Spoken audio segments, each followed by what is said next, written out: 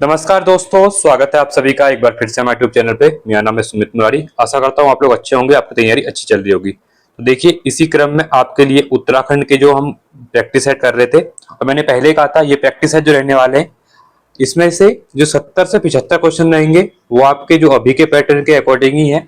ठीक है, मतलब कहने का मतलब है इसमें से आप 75 क्वेश्चन की प्रैक्टिस करेंगे ना, तो इनको देखिए, क्योंकि मैं फिर से कह रहा हूँ इन्हीं क्वेश्चन से एग्जाम में क्वेश्चन बनते हैं। हाँ, 20 से 25 क्वेश्चन नहीं आते हैं। अब वो आयोग भी कहाँ से पूछता है, कौन सी बुक से पूछता है, कुमाऊनी गढ़वाली लोकोक्तियां हो गए, शब्दकोश हो गए, कुमाऊनी गढ़वाली प्रत्यय हो गए, उपसर्ग हो गए, वो इसमें नहीं है। मैं पहले कह दूं, ठीक है। बट हाँ, ये 70-75 क्वेश्चन मैं फिर से कहता हूँ, जो आपके बेसिक पेपर में ना, जो बेसिक 70-80 क्वेश्चन आते हैं, आप उनको सही करने का ट्राई कीजिए। उसमें से हो सके तो मिनिमम आप गलत होनी चाहिए। ठीक है, जैसे 80 क्वेश्चन कर रहे हैं तो 6 से 7 ही क्वेश्चन गलत होने चाहिए, क्योंकि इसी से आपकी मेरिट बनती है। क्योंकि जो नए क्वेश्चन होते हैं वो हर किसी के लिए नहीं होते हैं। तो मैं फिर से कह रहा हूँ, ये मैं प्रैक्टिस करवा रहा हूँ बेसिक क्वेश्चनों की। तो इन क्वेश्चनों को अगर आपको लग रहा है कि हाँ, अगर आपको लग रहा है सब कुछ पढ़ा है, ये क्वेश्चन नहीं आते एग्जाम में, तो मैं फिर से कहता हूँ, चैलेंज आप लोगों के लिए 93 नंबर के आसपास लेके आइए इस पेपर में। अगर इतने आ रहे हैं तो आप इसको मत देखना। ठीक है, चलो स्टार्ट करते हैं। और आज का हमारा 13वां सेट रहने वाला है। ठीक है, तो पहले हैं हमारे जीएस क्वेश्चन यहाँ पे। ठीक है, अच्छे से करिए। कितने क्वेश्चन बन रहे लास्ट में मुझे आंसर कमेंट्स में जरूर बताएगा। पहला है, पीएम श्री स्कूल योजना कब से शुरू की गई थी? इंपॉर्टेंट क्वेश्चन है। ठीक है, डायरेक्टली आंसर टिक करेंगे तो 5 सितंबर। देखिए, 5 सितंबर आज के दिन होता क्या है, आज टीचर्स डे है। पहले तो आप सभी को टीचर्स डे की हार्दिक बधाइयां। ठीक है, तो देखिए, पहला आपका ऑप्शन नंबर बी होगा यहाँ पे। 5 सितंबर 2022 को ये स्कीम शुरू की गई थी। ठीक है, दूसरा है, एक विधायक एक पेंशन योजना किस राज्य सरकार ने सर्वप्रथम लागू की है? ठीक है, ये भी इंपॉर्टेंट क्वेश्चन है। तो ये पंजाब सरकार ने किया था अभी।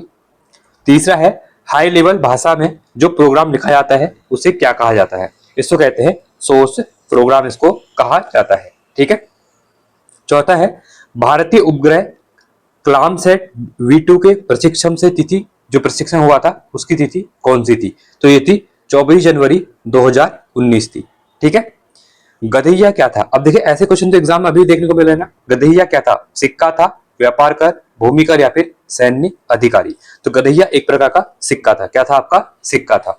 ठीक है, अब देखिए, अब यहाँ पे क्या आ रहा है आपका, रीजनिंग क्वेश्चन आ रहे हैं। कुछ नहीं है, 3 का विभक्त का नियम पता होना चाहिए। क्वेश्चन क्या बोला है, यदि की संख्या को 7 से विभाजित किया जाता है तो शेष फल 3 प्राप्त होता है। और यहाँ पे ध्यान देना, क्या कह रहा है, 11 से 100 के बीच में कह रहा है। ठीक है, कुछ मत करना, सिंपल है। आप लोग क्या करिए, 7 से भाग दीजिए। अब 7, 1 से 10 तक तो हमें काउंट करना नहीं है, तो 3 से, जैसे मैं बोलूं 7 14 होता है ना, 7 दूनी 14, 14 अगर होता है तो इससे कह रहा है कि किस संख्या में 7 से विभाजित करने पर 3 शेष पर, मतलब 17 होगा। पहले संख्या कौन सी होगी? 17 होगी आपकी, क्योंकि 17 में अगर 7 का भाग देंगे तो 7 दूनी 14, 3 शेष पर बढ़ रहा है। इसका 7 का पहाड़ा पड़ते जाए, 3 बातें है ये। 17 के बाद 21 होगा, तो 21 के बाद 24 हमारा होगा दूसरी संख्या। उसके बाद क्या होगा, 28 होगा, तो 31 होगी हमारी। 7 को 28, 3 ज्यादा, क्योंकि 28 तो कट जाएगा ना। जैसे मैं एग्जांपल दे रहा हूँ, देखिए 28 किया मैंने, क्या किया, 31 संख्या लिखी मैंने। कितनी लिखी? 31 लिखी। 7 का भाग दिया तो 7 को 28, तो घासी कितना, 3 बच रहा है ना। तो वही क्वेश्चन में कह रहा है। ठीक है, तो ऐसे जब आप 100 तक ऐसे पहाड़ा पढ़ेंगे और 3 ज्यादा, कहने का मतलब है जो 7 से कट रहा है ना उससे 3 ज्यादा लो। तो देखिए, 24, 17, 31। अब 7 पंजे 35 होता है ना, अगली संख्या 38 होगी। 7 छः 42 होता है, अगली संख्या 45 होगी। 7 छः 49 होता है, 77, तो अगली संख्या 52 होगी। 56 होता है, उसके बाद 59 होगी अगली संख्या। ठीक है, 63 होता है, अगली संख्या 67 होगी आपकी। ठीक है, 63 के बाद, सॉरी 66 होगी, 63 के बाद 66 होगी। ठीक है, इसके बाद अगला हम भाग देंगे तो 66 के बाद 63 के बाद 70 होता है, तो अगली संख्या आपकी 73 होगी। ठीक है, और उसके बाद क्या होगा, 7 का भाग दोगे तो आपका 77 होगा। 77 में पूरा भाग जाएगा तो अगली संख्या 80 होगी, क्योंकि 3 से बच रहा है। ठीक है, तो 80, अगर हम 70 का 80 देखते हैं तो 70 के बाद अगली संख्या जो हो जाएगी वो हमारी कितनी होती है, ये होती है आपकी, ये होते हैं, देखिए 80 73 हो गया ना। फिर अगली हमारी क्या हो जाएगी, 77 संख्या हो जाएगी। 77 के बाद 3 बचा। 77 में 7 अगर जोड़ते हैं तो कितना आता है आपका, 74 आता है ना। तो 74 आता है, तो सॉरी 77 के बाद कितना आएगा, हाँ 74 आएगा। तो 74 में अगर हम 3 फिर देखते हैं तो ये आपका 77 हो जाएगा। ठीक है, उसके बाद ऐसे ऐसे चलते जाएंगे तो फिर हम 7 का भाग देंगे। ठीक है, तो 77 के बाद कितना आ जाएगा आपका, ठीक है। तो देखिए 77 के बाद 80 आ गया हमारा अगली, मतलब 80 संख्या अगली बनी। तो 80 अगर हम 77 में 7 ऐड करते हैं तो कितना आता है, 77 में ऐड करेंगे तो कितना आ जाएगा 84। तो एक संख्या आपकी 87 बन जाएगी। फिर हम क्या करेंगे, 84 में 7 जोड़ेंगे तो 91 आता है, 91 में 3 जोड़ेंगे तो 94 आता है। इन सबको जोड़ दो। समझ में आया ना मैंने क्या किया? मैं सिंपल कह रहा हूँ, 7 से ये कह रहा था कि जबकि संख्या को 7 से विभाजित किया जाता है तो शेष पर 3 बचता है, मतलब एक संख्या 10 होगी, पर 10 तो हमको लेनी नहीं है क्योंकि ये कह रहा है कि 11 से 100 के बीच में लेनी है, तो इसको कट कर दो।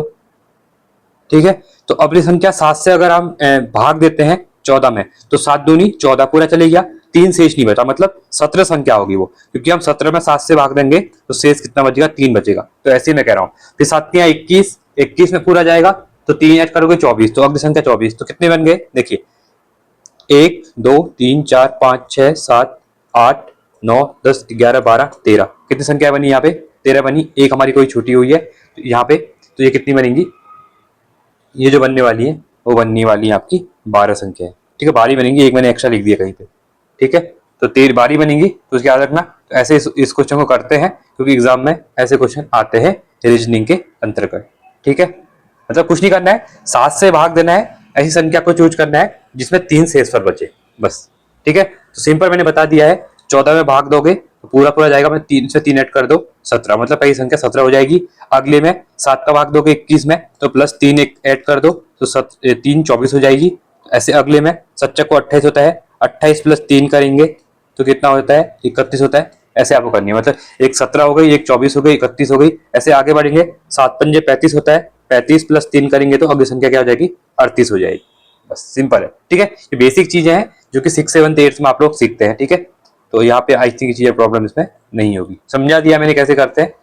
चलिए अगला कह रहा है, निम्न में से कौन सी एक नियामक संस्था है। ठीक है, तो नियामक संस्था कौन सी है इसमें से, security exchange board of India, जो सेबी है आपकी। अब क्वेश्चन है आप लोगों के लिए, अभी सेबी के नए अध्यक्ष कौन बने हैं, तो हिकांत पांडे। ठीक है, करंट अफेयर में याद कर लेना। अगला है आरएसए क्या है, तो आरएसए है आपका एक डिजिटल सिग्नेचर है। समोसा कॉकस क्या है, नौवा है। अब देखिए समोसा खाने वाला नहीं है, ठीक है, याद रखना ये समोसा कॉकस क्या है करके क्वेश्चन पूछता है एग्जाम में। ठीक है, फिर से कह रहा हूं, इसलिए मैंने ऐसे क्वेश्चन रखे हुए हैं जो कि आपके एग्जाम में भी यहाँ पे काम आएंगे। जीएस में ऐसे क्वेश्चन पूछे जा रहे हैं। तो देखिए संयुक्त राज्य अमेरिका कांग्रेस में भारतीय मूल के अमेरिकी सदस्यों का एक अनौपचारिक क्या है, समूह है, जिसको कहते हैं समोसा कॉकस कहते हैं। ठीक है, देखिए रीजनिंग क्वेश्चन है, एक पुरुष ने पश्चिम की ओर चलना शुरू किया। अब कोई पर्सन यहाँ पर था, वो पश्चिम की ओर चला यहाँ से। ठीक है, इस टाइप से ये आपका बना, यहाँ पे था तो ये पश्चिम को चला यहाँ से। ठीक है, यहाँ पहुंच गया है, वह दाईं ओर मुड़ा, अब यहाँ से दायां मुड़ेगा, उसका दायां ऊपर को रहेगा ना। ठीक है, फिर वह दाईं ओर मुड़ा और देखिए वह दाईं ओर मुड़ा, फिर वह दाईं ओर मुड़ा, ऊपर यहाँ दायां मुड़ा, अब यहाँ को मुड़ गया वो। ठीक है, और अंत में बाईं ओर मुड़ता है। अब अंत में बाईं मतलब ऊपर को मुड़ गया है, बायां मुड़ गया है। ठीक है, अब किस दिशा में है, तो ऊपर को जा रहा है ना, तो उत्तर दिशा में होगा, ऑप्शन नंबर ए हो जाएगा। ठीक है, 11वां है, दिल्ली का वह पहला सुल्तान कौन सा था जिसने भूमि की पैमाइश कराकर लगान वसूल करना आरंभ किया था, तो ये था आपका अलाउद्दीन खिलजी। श्यामजी कृष्ण वर्मा ने लंदन में इंडिया हाउस की स्थापना कब की थी, इंडिया हाउस की स्थापना कहाँ पे हुई थी, लंदन में हुई थी। किसने की थी, श्यामजी कृष्ण वर्मा ने की थी। अब कब की थी, यहाँ से 3 क्वेश्चन निकल चुके हैं, 1905 में की थी। ठीक है, इंडिया हाउस का लंदन में है, इसकी स्थापना श्यामजी कृष्ण वर्मा ने की थी और 1905 में की थी। 3 क्वेश्चन यहाँ से आपके रेडी हो गए। ठीक है, अगला है, भारतीय योजना के वास्तुकार के रूप में किसे जाना जाता है। ठीक है, इंपॉर्टेंट क्वेश्चन है। ठीक है, इसका राइट ऑप्शन है प्रशांत पद मालवीय, पीसी मालवीय कहते हैं ना आप लोग, तो वही है। ठीक है, एशिया का वह देश जो G8 का सदस्य है। देखिए पहले ये G8 जो है ना, अभी G7 है, G8 पहले था, अभी इसमें से 8वां सदस्य जो था ना, रशिया को इसमें से बाहर निकाल दिया था। ठीक है, तो यहाँ पे option number D Japan, G7 में ओनली एशिया कंट्रीज कौन है आपकी, जापान है। ठीक है, भारत का पहला पर्यावरणीय अनुकूल जैव ईंधन का प्रयोग करते हुए विमान किन 2 शहरों के बीच में उड़ा, बहुत इंपॉर्टेंट क्वेश्चन है और पुराना करंट अफेयर है, तो पुराना पूछता भी है, ये 2018 करंट अफेयर है। ठीक है, फिर से कह रहा हूँ, याद रखना इसको। ठीक है, तो ये था दिल्ली और देहरादून के बीच में उड़ी थी फ्लाइट ये। ठीक है, ऑप्शन नंबर डी बिल्कुल यहाँ पे आपका राइट रहने वाला है। ENIAC, देखिए इसका पूरा नाम, और लास्ट टाइम जो पेपर हुआ था आपका, आई थिंक आबकारी का या कोई पेपर हुआ था, तो वहां पे ये पूछा था NEA क्या है, पहला इलेक्ट्रॉनिक कंप्यूटर कौन सा था, ये पूछा गया था। ठीक है। तो इस बार इसकी फुल फॉर्म पूछ ली गई है, एग्जाम घूम फिर के वहीं से आते हैं, बस उसका पैटर्न चेंज हो जाता है। तो इसकी फुल फॉर्म है electronic numerical integrator and computer, option number A हो जाएगा, ठीक है। माजुली द्वीप स्थित है, देखिए माजुली रिवर्स वर्ल्ड का सबसे बड़ा रिवर आइलैंड है, ये कौन में आता है, माजुली ब्रह्मपुत्र रिवर से बनता है, असम के अंतर्गत। 18वां है राष्ट्रीय आपदा प्रबंधन प्राधिकरण का अध्यक्ष कौन होता है, ठीक है, तो ये होता है आपके प्रधानमंत्री होते हैं, ऑप्शन नंबर डी हो जाएगा। भारत ने मैं national institute for transforming India जो नीति आयोग है, ये कब अस्तित्व में आया था, ये आया था 1 जनवरी 2025 को, और ये क्वेश्चन तो अभी भी आपका पुलिस कांस्टेबल में पूछा गया था, ठीक है। फिर आप लोग कहते हैं कि ये क्वेश्चन नहीं आते, मैं फिर से कह रहा हूँ, ये प्रैक्टिस है, देखेंगे आपको 5 से 7 क्वेश्चन जरूर मिलेंगे देखने को, ठीक है। 20वां है प्रकाश वर्ष का मात्रक क्या है, प्रकाश है दूरी का मात्रक है, तो ऑप्शन नंबर सी हो जाएगा यहाँ पे। 21वां है एजेंडा 21 किससे संबंधित है, मोस्ट इंपोर्टेंट क्वेश्चन है, तो एजेंडा 21 आपके पर्यावरण से रिलेटेड है, ऑप्शन नंबर डी हो जाएगा यहाँ पे, ठीक है। आगे बढ़ते हैं, बिहार बंगाल से कब अलग होता है, ठीक है, तो जो बंगाल था वो बिहार से जो अलग होता है वो होता है आपका 1912 में, और 1912 में क्या होता है, 1911 में बंगाल का विभाजन रद्द कर दिया जाता है, और फिर से 1912 में यहाँ पे सुप्रीम कोर्ट की स्थापना होती है, कहाँ पे होती है, ये होती है बंगाल, ठीक है, दिल्ली आ जाता है। तो ये इंपॉर्टेंट क्वेश्चन है, बंगाल विभाजन को रद्द कर दिया जाता है यहाँ पे 1911 में, ठीक है। राज्य के नीति नियत तत्व भारतीय संविधान के किस भाग से समावित है, तो देखिए डीपीएसपी की बात कर रहे हैं तो भाग 4 में है, ठीक है, आर्टिकल 36 से लेकर आर्टिकल 51 तक, ठीक है। प्लाज्मा अनुसंधान संस्थान कहाँ पे स्थित है, ऑर्गेनाइजेशन से भी क्वेश्चन आपने देखे होंगे एग्जाम में, तो ये होता है आपका गांधीनगर गुजरात में है, ठीक है। अगला है निम्नलिखित में से सबसे छोटी चिड़िया यहाँ पे कौन सी है, सबसे छोटी चिड़िया की बात कर रहे हैं तो ये है हर्मिंग बर्ड हो जाएगी, ठीक है। आगे बढ़ते हैं, अब आपको क्वेश्चन समझ में आ रहे होंगे और प्रैक्टिस भी आप लोगों की हो रही होगी। 26वां है निम्नलिखित देशों में से किसके साथ भारत की सबसे लंबी अंतर्राष्ट्रीय सीमा है, तो ये क्वेश्चन भी आपका देखिए अभी पुलिस कांस्टेबल में पूछा गया था, तो मैं फिर से कह रहा हूँ ये क्वेश्चन आते हैं एग्जाम में, और ये प्रैक्टिस सेट कोई अभी की नहीं है, ये प्रैक्टिस सेट 1-1.5 साल पहले की प्रैक्टिस सेट है, तो यहाँ से एग्जाम में क्वेश्चन आ रहे हैं ना, तो फिर से कह रहा हूँ इन वीडियोस को देखिए, कहीं ना कहीं आपको डायरेक्टली एग्जाम में हेल्प मिलेगी। अगर 1 नंबर भी आपका बढ़ता है ना एक प्रैक्टिस सेट से, तो मान के चलिए बहुत बड़ी बात है, क्योंकि 1 नंबर से भी मेरिट बहुत ऊपर नीचे हो जाती है। तो ऑप्शन नंबर सी यहाँ पे हो जाएगा, जो कि आपकी 4000 किलोमीटर की यहाँ पे बॉर्डर है, ठीक है।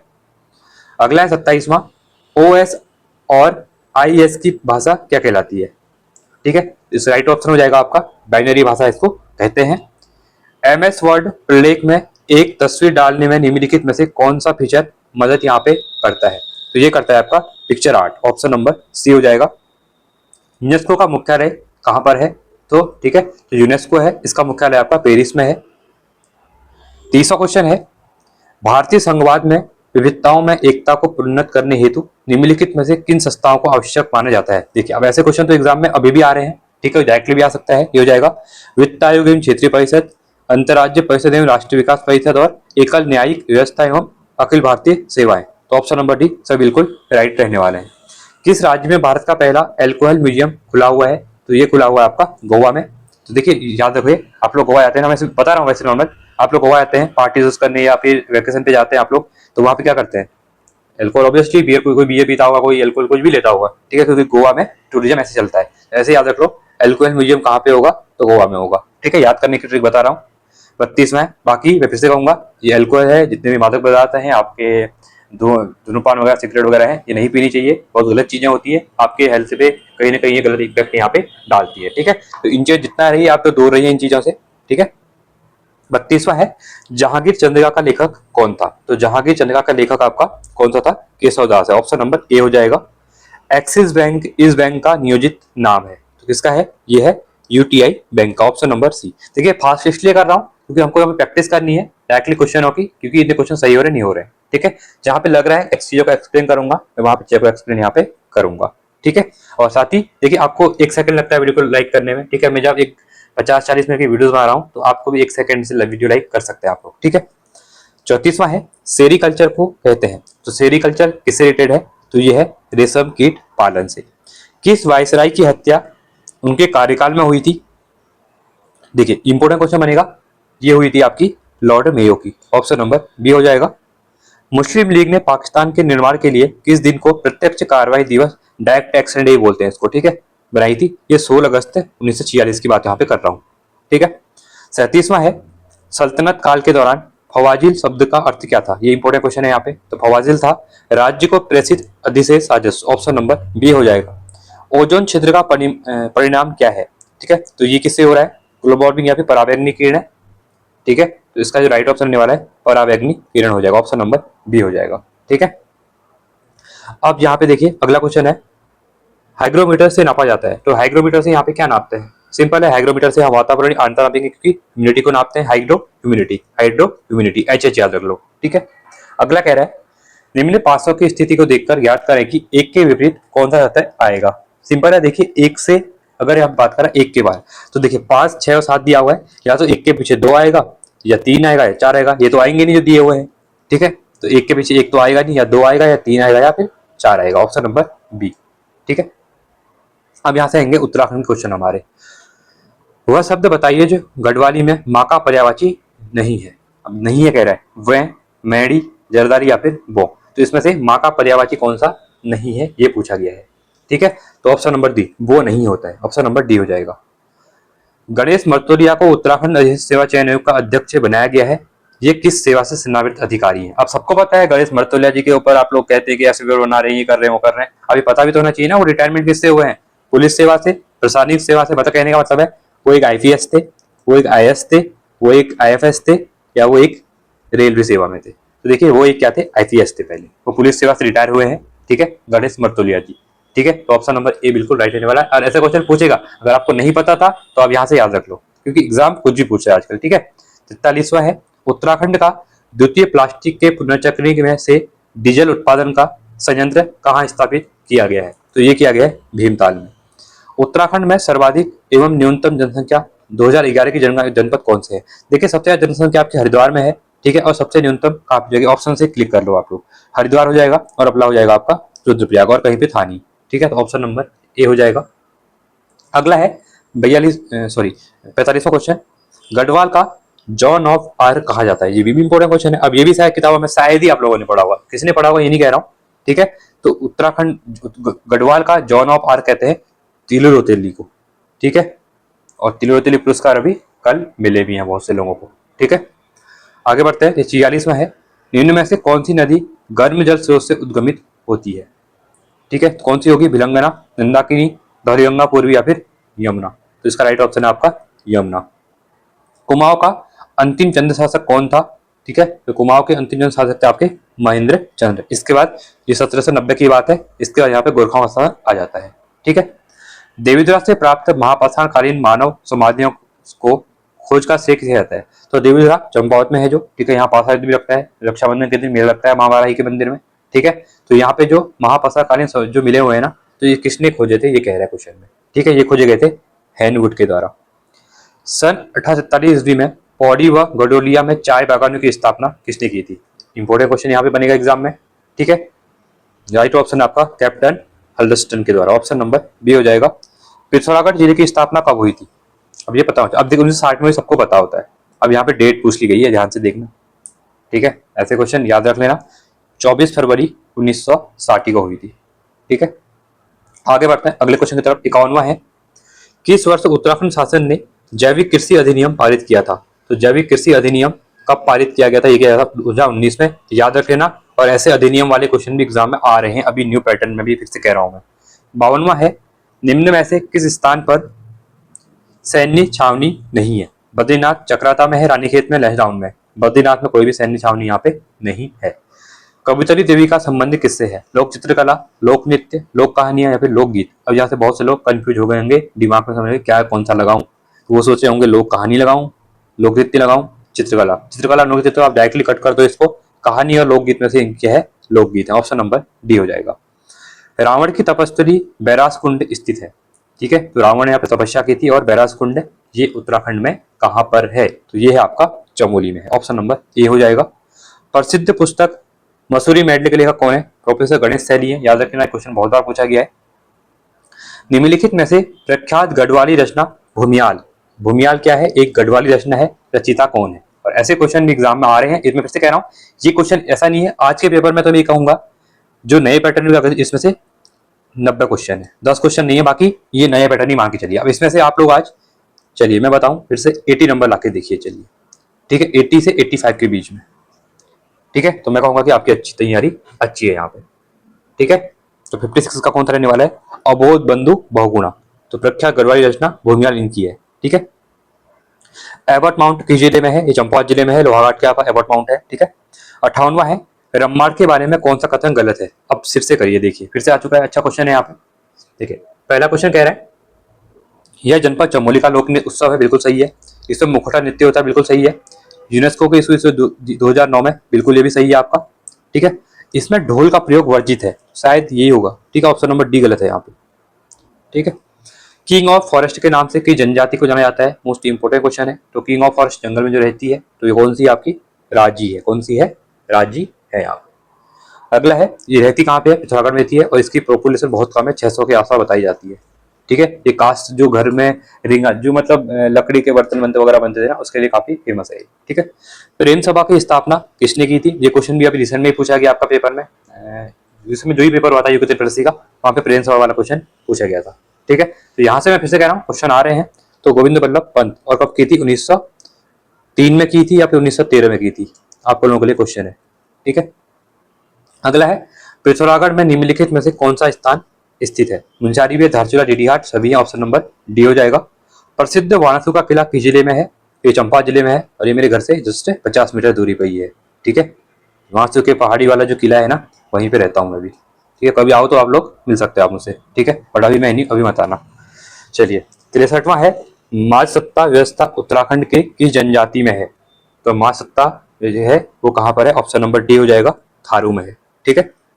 ब्रिटिशों ने गढ़वाल कुमाऊं में आधिपत्य स्थापित कब किया था? और गढ़वाल कुमाऊं की अगर बात कर रहा है, 1815 में किया था, सबको पता है। बट डेट कौन सी है ये किसी को पता नहीं है। 27 अप्रैल 1815। सूची का मिलान करना है। चितई मंदिर आपका अल्मोड़ा में है। ठीक है। देखिए एक चितई मंदिर अल्मोड़ा में है, एक घोड़ाखाल मंदिर भी है चितई वाला, वो भी चितई माना जाता है, वो आपका नैनीताल में है। ठीक है। उसके बाद टपकेश्वर हो जाएगा, देहरादून में हो जाएगा, और मनसा देवी आपकी हरिद्वार में हो जाएगी। ठीक है। तो कौन सा हो जाएगा? 312 312 ऑप्शन नंबर डी बिल्कुल आपका यहाँ पे राइट रहने वाला है। ठीक है। आगे बढ़ते हैं अगले क्वेश्चन की तरफ। देखिए फटाफट करेंगे हम, जल्दी हो जाएंगे हमारे क्वेश्चन आज। 66वां है, कत्यूरी राजवंश का संस्थापक कौन था? निम्बरदेव, सुभिक्षी राजदेव, लखनपाल देव या फिर बसंत देव? ये आपका बसंत लिखा हुआ है। ठीक है। तो बसंत देव लिखा हुआ है। तो इसमें से राइट ऑप्शन कौन सा रहने वाला है? बसंत देव, ऑप्शन नंबर डी रहने वाला है। छोला नृत्य का प्रदर्शन किसकी सहायता से किया जाता है? तो तलवार के साथ किया जाता है, ऑप्शन नंबर सी हो जाएगा, बिल्कुल राइट है आपका। और आगे बढ़ते हैं, अगला क्वेश्चन है, मोरध्वज प्रसिद्ध है, ये किसके लिए है? पुरातत्व स्थल के रूप में। ठीक है। अब मोरध्वज है कहाँ? आप लोग कमेंट में बताएंगे मोरध्वज कौन से डिस्ट्रिक्ट में है। ठीक है।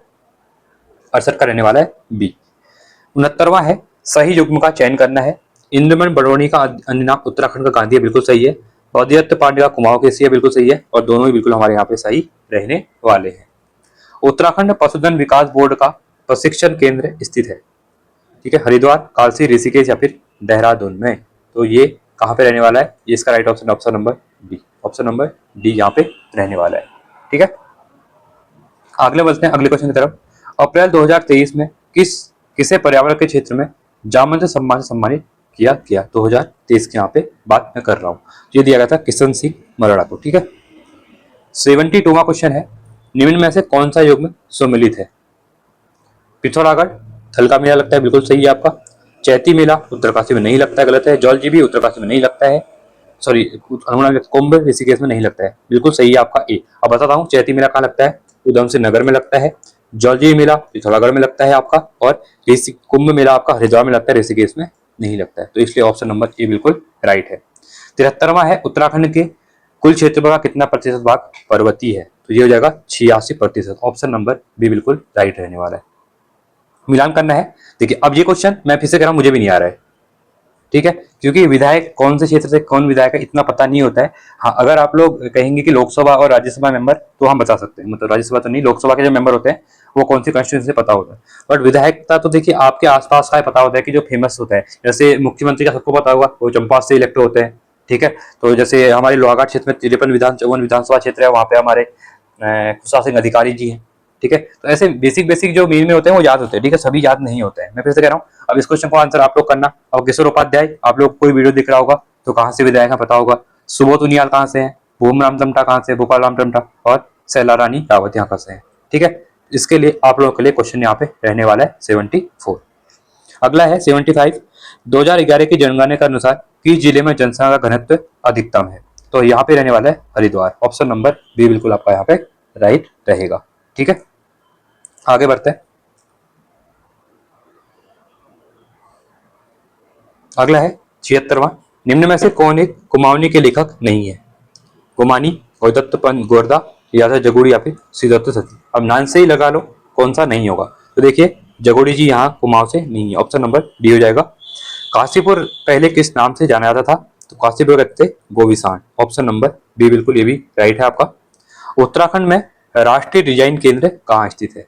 ये है आपका काशीपुर में। ठीक है, इंपॉर्टेंट है ये भी। देखिए मैं फिर से कह रहा हूँ, इन क्वेश्चनों की प्रैक्टिस कीजिए और बेसिक क्वेश्चन गलत नहीं करने पेपर में। मैं इसलिए प्रैक्टिस करवा रहा हूँ, तो आप लोग देखिए। ऐसा नहीं कि इसमें मैंने लोकोक्तियां कम नहीं डाली हैं, इसमें मैंने गढ़वाली कौन शब्द तो मैंने डाले थे, लोकोक्तियां ही नहीं थी। ठीक है, बाकी जो इस टाइप के क्वेश्चन भी एग्जाम में पूछ ही रहा है, कुमाऊनी गढ़वाली लेखक 2 क्वेश्चन आ चुके हैं ऐसे ही। ठीक है, बाकी वही मिलेगा आपको, बस ये आपको प्रैक्टिस करना है। आप कहीं पे क्या होगा, 2 क्वेश्चन की जगह डिजाइन केंद्र में क्या करेगा, एक स्टेटमेंट वाला में, जैसे आपका मैचिंग फ्लोइंग में एक बोलेगा राष्ट्रीय डिजाइन केंद्र कहाँ है, एक बोलेगा उत्तराखंड नेशनल पार्क कहाँ पर है, एक बोलेगा बायोडायवर्सिटी कहाँ है, और 4 ऑप्शन दे देगा। क्वेश्चन वही है, बट ये है कि प्रैक्टिस आपको करनी है। ठीक है, उत्तराखंड में national academy of public administration कहाँ स्थित है? अब ध्यान से देखना, लवासना की बात कर रहा है, ध्यान से देखना, ये मसूरी में मस्त लवासना।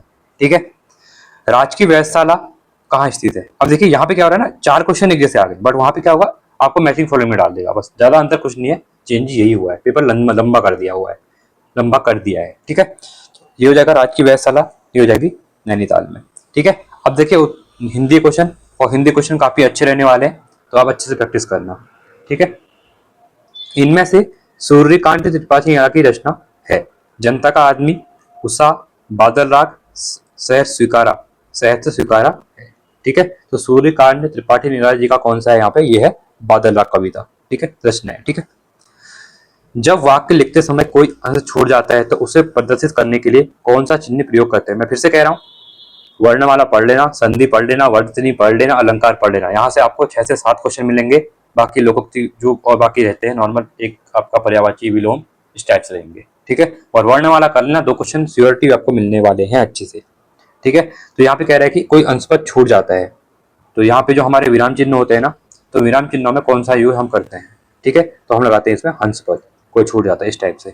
ठीक है, प्रश्नवाचक ये होता है अल्प विराम निर्देशन। ठीक है, प्रस्तावना का पर्यायवाची शब्द क्या है? बल्लभ, प्रकाथन, प्राकथन, सर, या फिर अभ्यर्थता, अभ्यर्थना। इसका जो राइट ऑप्शन है वो रहने वाला है प्राकथन।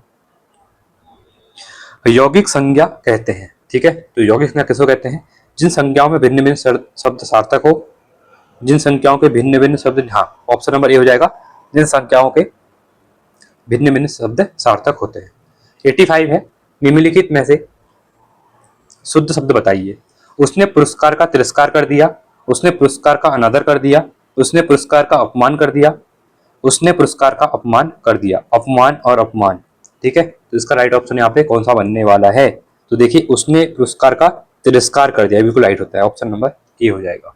ठीक है, 86वां है, निम्न में से कौन सा शब्द इक प्रत्यय, हाँ, और मैंने अभी शायद प्रत्यय वाला नहीं बताया, तत्सम, तद्भव और आपका यहाँ पे प्रत्यय, ये 2 चैप्टर भी कर लेना। ठीक है, कुल मिला के 6 चैप्टर हैं, 6 चैप्टर अच्छे से हिंदी में कर लेना।